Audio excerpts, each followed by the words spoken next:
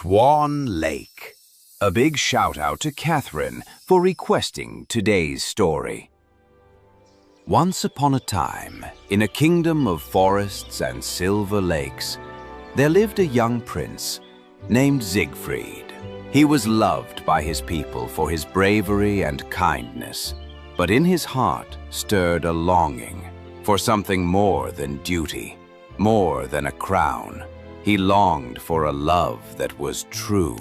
On the eve of his 21st birthday, the great hall of the castle shone with torches. Musicians played, courtiers laughed, and Siegfried's mother, the queen, raised her glass in honor of her son. My son, you are a man now. In 7 days there will be a royal ball. Noble maidens will stand before you. From them, you must choose a bride. To choose a bride in a single night seemed cruel. Was marriage to be nothing more than a bargain of kingdoms?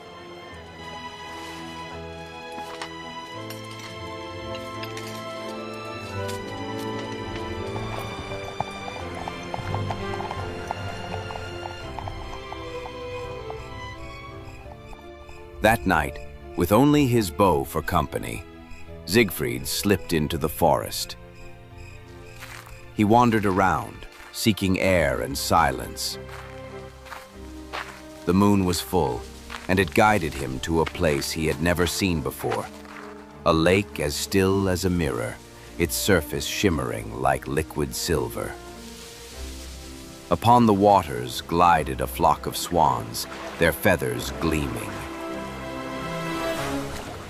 Siegfried lifted his bow to take aim, but as he watched, the swans drifted to the shore, and before his very eyes, they transformed into maidens.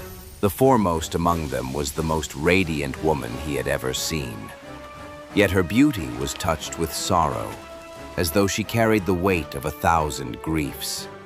Who are you? I am Odette, queen of the Swan Maidens. By day we are bound in feathers. Only by night may we walk as women.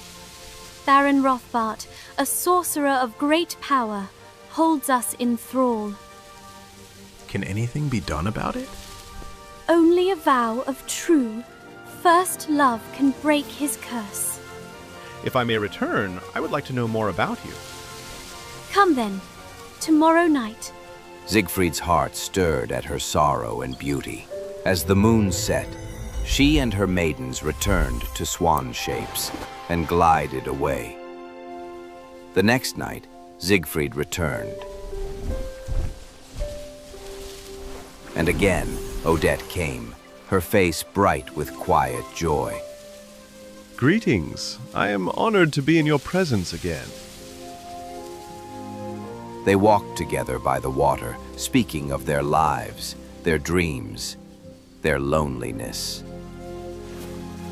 Tell me more about your world. And you, my prince, tell me your stories. I dream of a love that knows no bounds, a future where freedom reigns. Though love bloomed between them, Siegfried waited, for love must be more than longing, and Odette, though she longed for freedom, feared to hope too soon. If love is our hope, it must be spoken with certainty.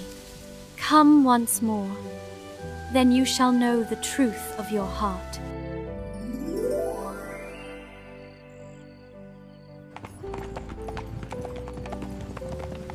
On the third night, Siegfried came.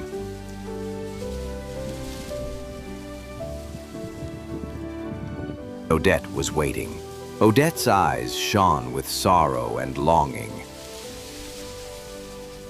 Odette, I have never loved another, and I shall never love another.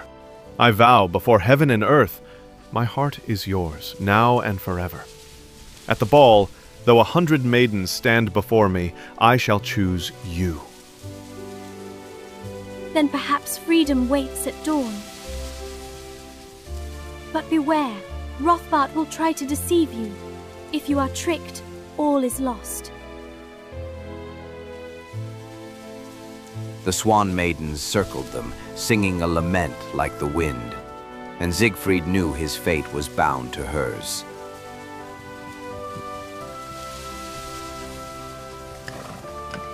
Seven nights from his birthday, the castle shone with splendor.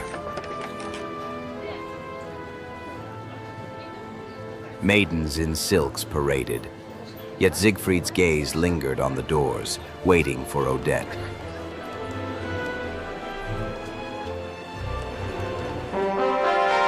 At the height of the ball, a trumpet announced new arrivals.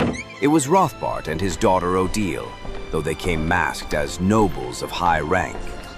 Odile's face was a perfect mirror of Odette's. Believing his swan queen had come, Siegfried's heart leapt. Rothbart watched, a cruel smile on his lips.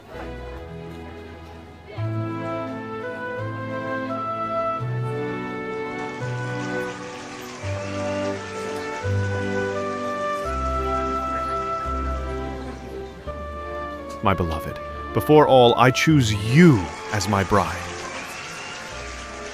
In that instant, thunder rolled through the hall.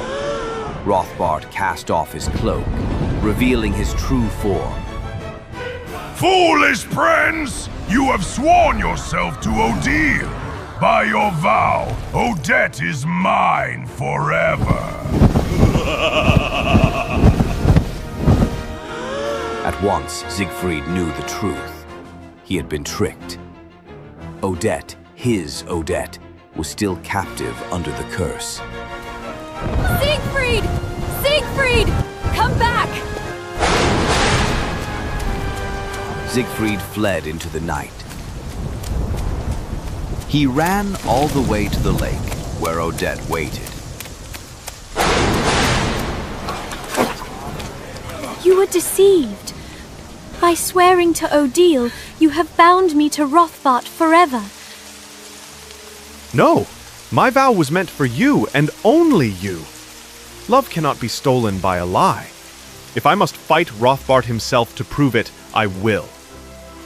As dawn's first light touched the lake, the waters churned and darkened.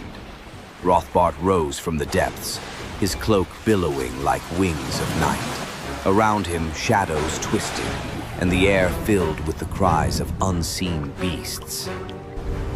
Your vow is broken. Odette belongs to me. Not while I live. The battle raged. Rothbart's magic hurled storms and fire. But Siegfried's courage shone brighter. Odette called upon the power of love, weaving golden light around him. With a final strike, Siegfried shattered Rothbart's staff. The sorcerer screamed, consumed by his own dark power, and vanished forever. As dawn rose, the curse broke. Feathers dissolved, maidens regained their human form. Odette, radiant, turned to Siegfried. You have given me back my life. No. It was our love that freed us both.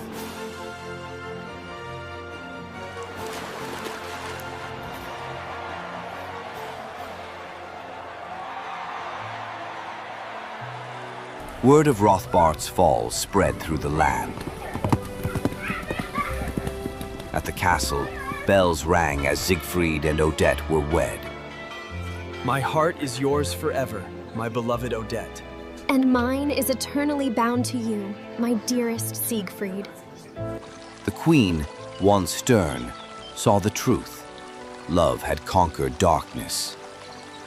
As for the Swan Maidens, they were free at last to return to their homes and families, though many chose to settle near the lake that had been both their prison and their refuge. Under the bright skies of a new dawn, laughter and music echoed once more across its silver waters. And so, where once there had been sorrow and shadows, there was now love, freedom, and light. For true love, steadfast and unbroken, had triumphed, and they all lived happily, ever after.